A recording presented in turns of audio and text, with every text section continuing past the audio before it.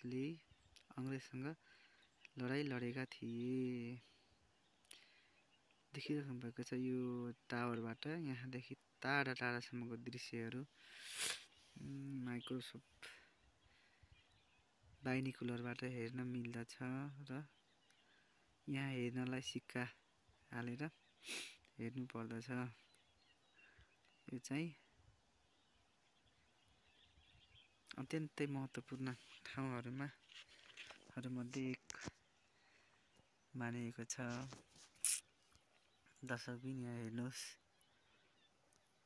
हाम्रा पुर्खाले अत्यन्तै मेहनतका साथ यस ठाउँबाट आफ्नो बलिदान दिएका थिए।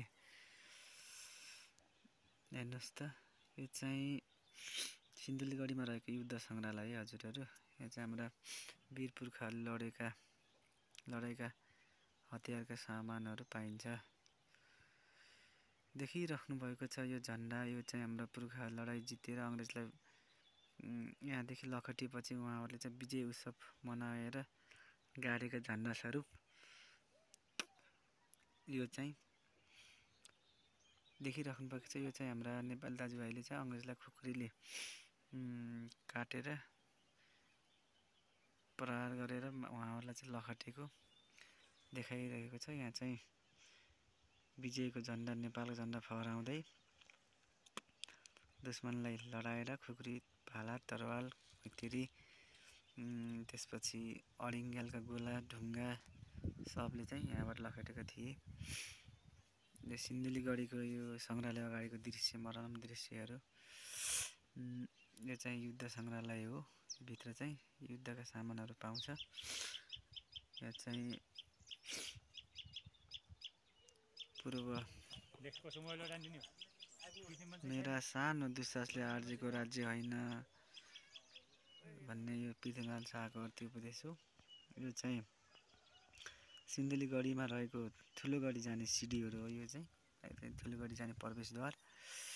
यहाँ चाहिँ हजुरहरूले देखिराख्नु भएको छ, हाम्रो यी पुर्खाहरू सानोगढी, ठुलोगढी र पौवागढी गरी तीन ठाउँ बाँडेर लडेका थिए, जसमध्ये यो चाहिँ ठुलोगढी हो। यहाँ ठुलोगढीमा एउटा रहस्यमय कुरो के छ भने लडाइँ लड्दाखेरि पानीको समस्या पर्ने भएको कारणले गर्दा चाहिँ यहाँ चाहिँ यदि माथि उसमा नै कुवा खनेर बनाएको छ पानी राख्नलाई ठाउँहरू देखिराख्नु भएको छ। यो चाहिँ ठुलोगढीको दृश्य हो। यहाँ चाहिँ एकदम डिफेन्स अलि ठुलो छ चारैतिर। अनि त्यसपछि यहाँ चाहिँ डिफेन्स यसरी लिएर बनाएका थिए। यहाँ चाहिँ हाम्रा पुर्खाहरू बसेर अङ्ग्रेज विरुद्ध लडाइँ लडेको ठाउँ हो।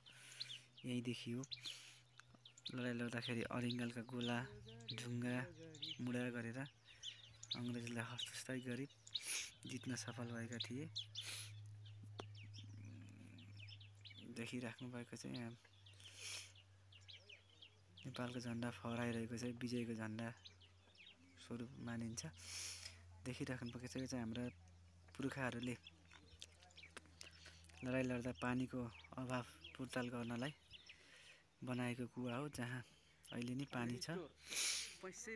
यसमा पैसा फाल्दो रहेछ यहाँ चाहिँ होइन, पैसा फालेर सबै यो पैसा हो।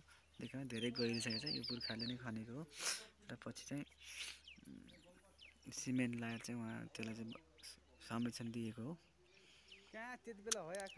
यो चाहिँ देखिराख्नु छ गढी हो, यो लडाइँ लड्नलाई हतियारले हान्नलाई बनाएको ठाउँ हो। यो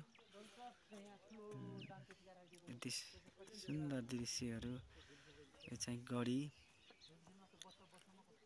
जहाँबाट नेपालले अङ्ग्रेजलाई हराउन सफल भएको थियो र यसै युद्धको सँग नेपालले ठुलो हार बिहोरेपछि नेपालबाट अङ्ग्रेज पछि हटेको थियो। देखिरहनु भएको छ, यो चाहिँ गढी डिफेन्स लिएर बसेको ठाउँ हो। यहाँ चाहिँ ठुलो वालहरू लगाइएको छ, सानो गढीभन्दा धेरै ठुलो मात्रामा छ गढी चाहिँ। यहाँ चाहिँ एकचोटि हजुरहरू अवश्य घुम्नु होला, घुम्नै पर्ने ठाउँ हो।